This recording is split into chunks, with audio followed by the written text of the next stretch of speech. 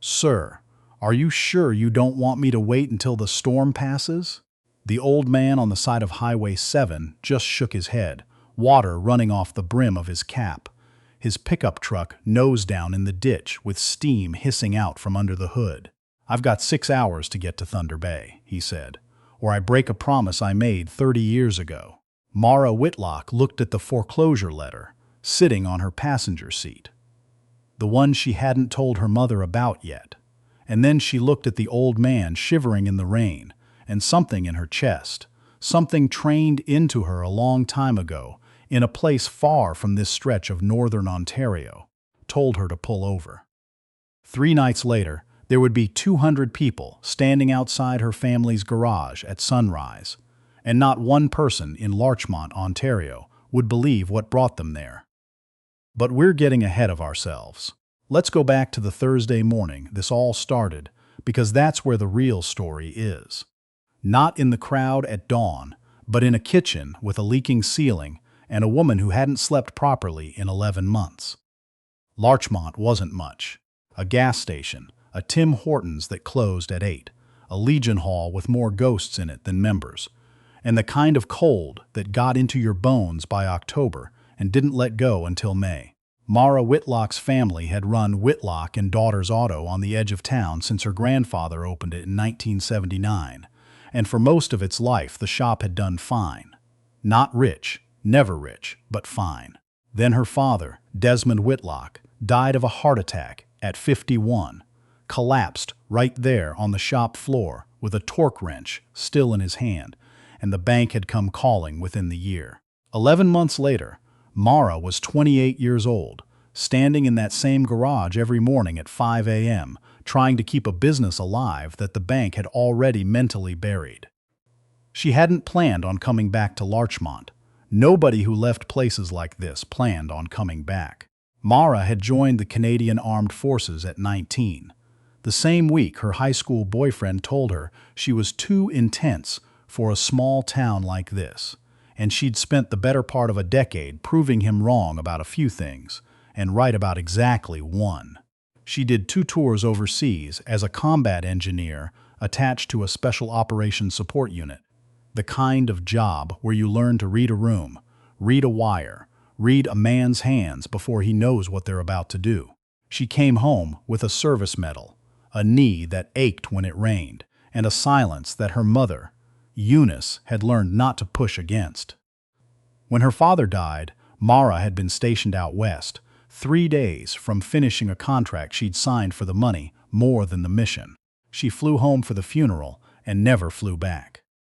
Somebody had to keep the lights on at Whitlock and Daughters, and her mother, 61 years old, arthritis in both hands, grief sitting on her like wet wool, wasn't going to be the one turning wrenches. So Mara learned the business the way she'd learned everything else in her adult life. Fast, quiet, and without complaining where anyone could hear her. That particular Thursday had started like all the others. Up at 5, into the same flannel shirt she'd worn 3 days running. Down the stairs, past the photo of her father on the landing, the one where he's laughing at something off camera, wrench in hand, 20 years younger than he ever got to be again. She put the coffee on for Eunice, fed the 2 scrawny barn cats that had adopted the property sometime after the funeral, and walked out to the shop in the gray half-light with her breath fogging in front of her. The foreclosure notice had come 3 days earlier, 60 days. That was the number that kept looping through her head no matter what she was doing. Pulling a transmission, totaling the till, lying awake at 2 a.m. listening to the wind. 60 days to find $11,000 they did not have. Or the bank took the shop her grandfather built with his own hands, the shop with her father's name still on the sign. The shop that was, if she was honest with herself, the only thing tethering her to a town she wasn't sure she even liked. She hadn't told her mother yet. Eunice had enough on her plate. The bell over the shop door hadn't rung by 7 a.m., which wasn't unusual. Business had been bleeding out for the better part of a year. 3, sometimes 4 customers a week, Mostly oil changes from people too loyal or too broke to drive the 40 minutes to the dealership in Kenora. Mara was elbow deep in a customer's brake line, trying not to do the math on diesel prices versus parts margins, when she heard the truck. It wasn't pulling into the lot. It was coughing its way down the shoulder of Highway 7, half a mile out, the kind of death rattle engine sound that made every mechanic's neck hair stand up. She walked to the window and watched an old red Ford pickup, rust eating through the wheel wells, limp to a stop on the gravel about 400 meters from the shop and die there. She should have just kept working. Plenty of people would have. But something, call it training, call it her father's voice in her head saying, "You don't walk past." A man broke down on the side of a Canadian highway in October, not ever, pulled her out into the cold without her jacket.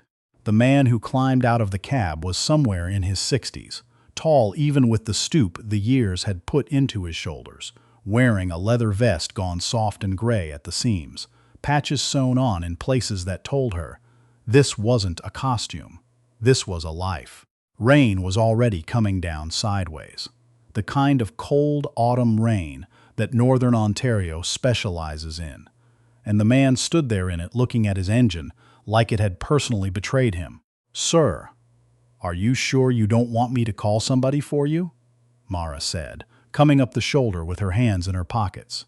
He looked at her, really looked, the way some men do when they're trying to figure out if a woman in coveralls is about to waste his time or save his life, and said, "Son, I got nobody left to call. And I got to be in Thunder Bay by sundown, or I break a promise I made to a man who's been dead going on 30 years. "It's Mara," she said, "not son." Something flickered across his face, not embarrassment, more like recalibration, and he said, "My apologies, miss. Name's Hollis. Hollis Vane." She popped the hood without being asked, because that's who she was, and looked at the mess inside. The water pump had seized and taken the belt with it, and from the smell, there was a cracked head gasket underneath all of it. This wasn't a roadside fix. This was a half-day job, minimum, and that was if the parts were even in stock at a shop that hadn't sold a head gasket kit in 4 months. "This isn't getting fixed on the shoulder," she told him. "You're not making Thunder Bay by sundown in this truck. Not unless somebody's got a tow rig and a miracle." Hollis Vane looked down the highway, north, toward wherever he was supposed to be. And something passed over his face that Mara recognized because she'd worn that same expression herself more than once in places a long way from Ontario. It was the look of a man doing math he didn't like the answer to. "Then I guess I came to the right place," Mara said, surprising herself a little with how fast the words came out. "Because I'm not in the business of letting people break promises if I can help it." What Mara didn't know yet, what the narrator's going to let you in on now, since this is the part where it pays to know more than the people living it, was that Hollis Vane wasn't just some old man with a broken-down truck and a sentimental deadline. Hollis Vane was the road name of a man who, 3 decades earlier, had ridden with a chapter of one of the largest motorcycle clubs in the country, and who still, even now, carried weight in rooms most outsiders never got to see inside. But that's getting ahead of things again. Let's stay with Mara, because for the next several hours, all she knew was that a stranger needed help, and she had 2 working hands and a garage with nothing left to lose. She had the truck winched onto the flatbed within the hour, dragged it back to the shop, and started pulling the engine apart before she'd even decided whether they had the parts to put it back together. Eunice came out around 9 with coffee for both of them, took one look at the stranger sitting on the overturned bucket in the corner of the garage, soaked through and silent, and didn't ask a single question. She just handed him a mug and said, "You'll catch your death out here. Sit closer to the heater," in the exact tone she used to use on Mara's father when he stayed out in the cold too long working on something that could have waited. Hollis watched Mara work for a long time before he said anything else. He watched her diagnose the head gasket failure in under 10 minutes. Faster, if he'd had to guess, than most full-time mechanics he'd dealt with over the years, and he watched the precision in her hands, the kind that doesn't come from a manual. "You didn't learn that in a community college," he finally said. "No," Mara answered, not looking up. "Army? Combat engineering. 2 tours." Hollis nodded slowly, like a piece of something had clicked into place for him. "Figured it was something like that. You move like someone who's had people's lives depend on whether a thing works or doesn't." Mara didn't answer that. She'd learned a long time ago that some compliments are really questions in disguise, and she wasn't in the mood to answer the question underneath that one. Not from a stranger.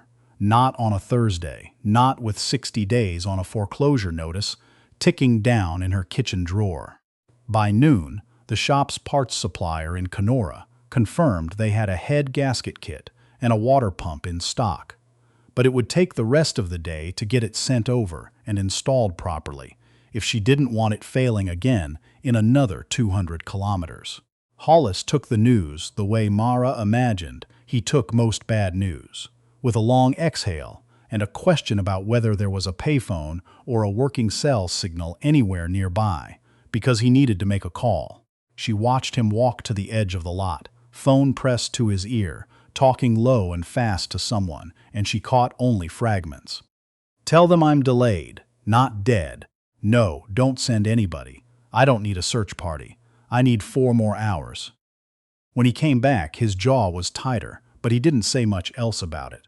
It was somewhere around 2 in the afternoon, with Mara halfway through reassembling the engine, and her hands black to the wrist with grease, that Hollis Vane asked her the question that would end up changing both their lives, though neither of them knew it yet.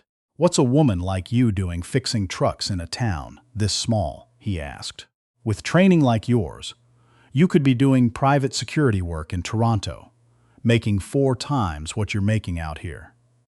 Mara wiped her hands on a rag and looked at him for a long moment before she answered, because this was the part of the story she didn't usually tell people, especially not strangers. "My dad built this shop. He died in it. My mom can't run it alone, and the bank's about 2 months from taking it. So I guess the short answer is I'm doing what needs doing." Hollis didn't say anything for a while after that. He just sat there on his bucket, turning his coffee mug slowly between his hands, the way men of a certain generation do when they're thinking about something they're not ready to say out loud yet. The truck was finally roadworthy by 6 p.m., engine purring like it hadn't in years, and Mara presented him with a bill that made her wince even as she wrote it. Parts, labor, the rush fee from Kenora, coming out to just under $400, which was a fair price and which she desperately needed every cent of. Hollis reached into his vest and pulled out a roll of bills thicker than Mara had seen. In a long time, peeled off $500 notes and held them out to her. "400's the bill," Mara said. "I don't need charity." "It's not charity. It's gas money for the trouble, and a thank you for not leaving an old man stranded in the rain." Mara shook her head and pushed the extra 100 back toward him. "I quoted you a fair price. I'll take the 400. Keep the rest. Looks like you might need it more than I do, wherever you're going in such a hurry." It was such a small thing, that refusal of an extra $100, but it would turn out to be the single most important decision Mara Whitlock made that entire year, though she had absolutely no way of knowing it at the time. Hollis Vane looked at her for a long, strange moment, something unreadable crossing his weathered face, and then he folded the bill back into his vest pocket without another word about it. "What's in Thunder Bay?" Mara asked, mostly to change the subject, mostly because the silence had gotten heavy. Hollis was quiet for a second. "A graveside. A man I rode with for 15 years, name of Otis Kane, died exactly 30 years ago tonight. Every year on the anniversary, those of us still standing gather at his marker at sundown and say his name out loud, so the road doesn't forget him. I haven't missed it in 3 decades. Wasn't about to start tonight, truck or no truck." He climbed back into the cab, started the engine. Smooth now, no cough, no rattle. And before he pulled out, He rolled the window down and looked at Mara one more time. "You ever need anything, Mara Whitlock," he said. "You remember the name Hollis Vane." She watched the taillights disappear north up Highway 7 into the dark, and then she went back inside to close out the till, thinking that was probably the last strange thing that would happen to her that month. She was wrong. 2 days passed the way days in Larchmont usually passed, slow, gray, punctuated by small disappointments. A customer canceled an oil change. The bank called again, this time a different representative with a softer voice but the exact same message. 60 days. No extensions, no exceptions for sentiment. Eunice found the foreclosure letter in the kitchen drawer on the second night, and the conversation that followed was the kind neither of them wanted to have, but both of them needed to. Eunice cried at the table, not loudly, just quietly enough that it was somehow worse, and said the thing Mara had been dreading hearing out loud. "Your father would be so ashamed that we lost it." "We haven't lost it yet," Mara said, though she didn't entirely believe herself. That night, lying awake listening to the old house settle and creak the way it always did in the cold, Mara found herself thinking, strangely, about Hollis Vane, about the way he'd looked at her when she pushed that $100 back across the counter, about the weight in his voice when he talked about a man named Otis Kane who'd been dead 30 years and still got remembered every single year without fail. There was something in that loyalty that Mara recognized, the same code that had kept her crawling through ditches overseas to drag wounded soldiers back to safety, the same code her father had lived his whole life by, fixing trucks for farmers who couldn't always pay on time, because that's what you did for your neighbors. She didn't think she'd ever see Hollis Vane again. People like that pass through small towns like weather systems, dramatic for a moment, then gone. The knock came on Sunday morning, 3 days after Hollis had driven north, at exactly 6:15 a.m., while the sky was still more black than gray, and the frost on the windows hadn't started to melt. Mara was already up. She was always up, and when she pulled back the curtain in the kitchen, she stood frozen for a full 10 seconds, coffee mug halfway to her mouth, trying to process what she was looking at. The lot outside Whitlock and Daughter's auto, and the stretch of gravel shoulder along Highway 7 in both directions, was filled with motorcycles. Not 5, not 20. Mara would later find out the precise number was 206. Engines silent now, parked in formation that was somehow both casual and disciplined, riders standing beside their bikes in the pre-dawn cold, breath rising in clouds, every single one of them facing the shop. "Mom," Mara said, her voice coming out, smaller than she meant it to. "Mom, you need to come look at this." Eunice came down in her housecoat, took one look out the window, and went pale. "Are we in trouble?" she whispered. "Mara, did something happen? Did you get mixed up in something?" "I have no idea what's happening," Mara said honestly, and she went to the door, because whatever this was, she wasn't going to face it from behind a curtain.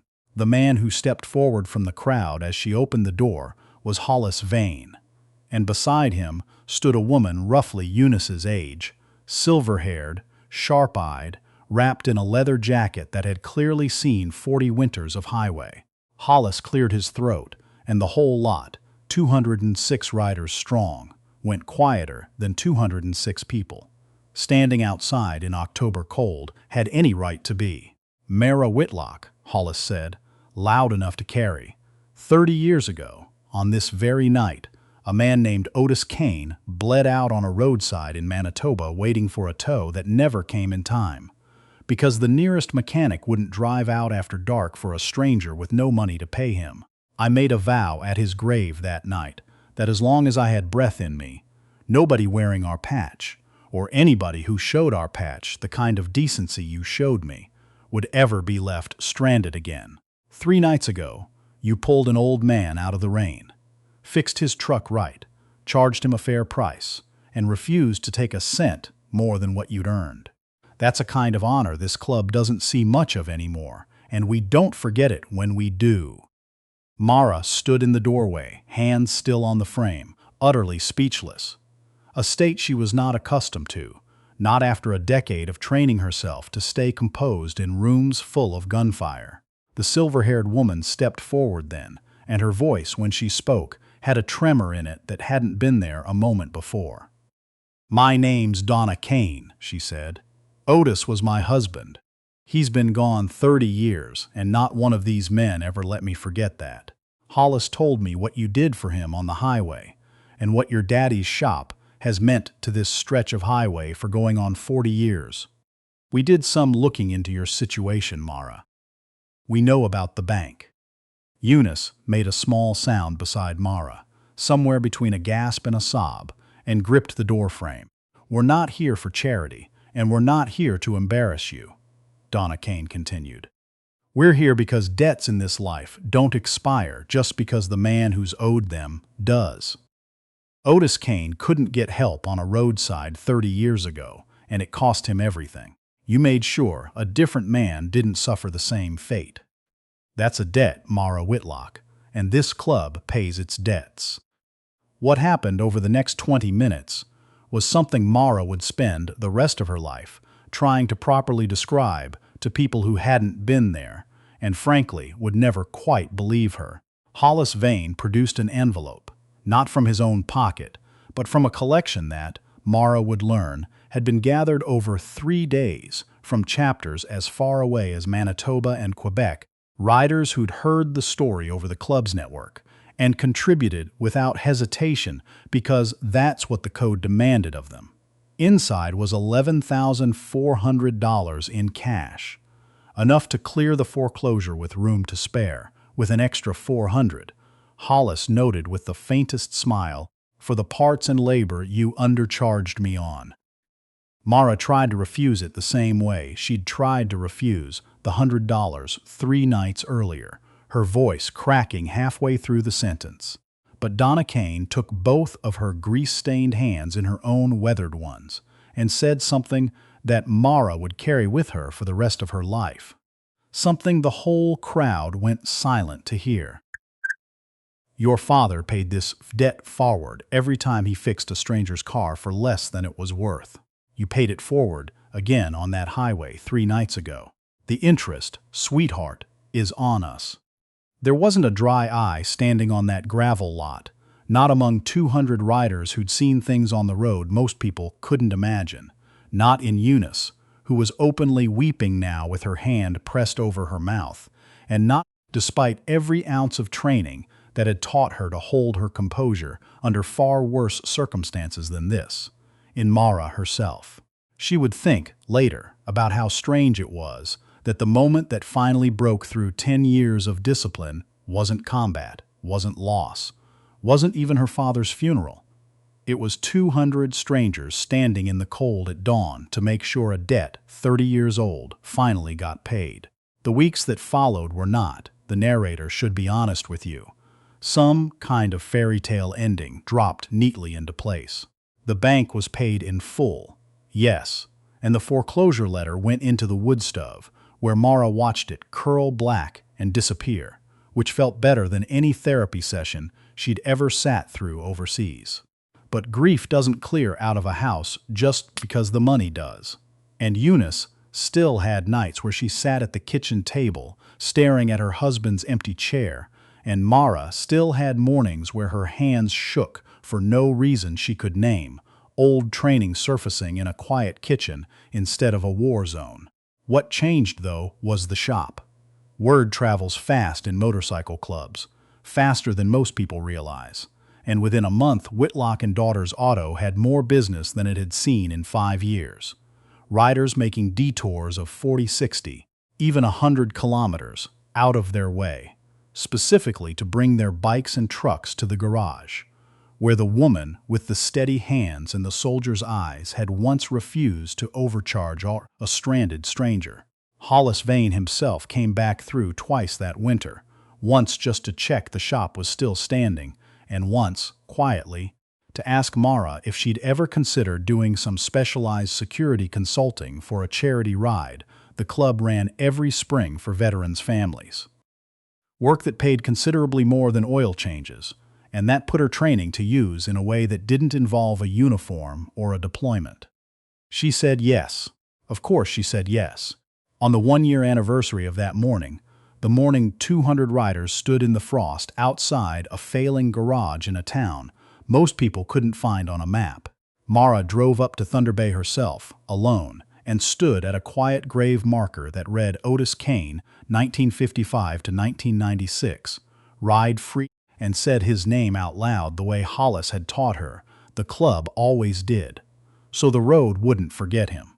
Then she got back in her truck, paid for now, plates clean, no bank letters waiting at home, and drove south through the early dark, back toward a shop with her father's name still on the sign, back toward a mother who slept easier these days, back toward a life she'd almost lost, not because she lacked the strength to hold on to it, but because for one terrible year, nobody had known how much weight she was carrying alone.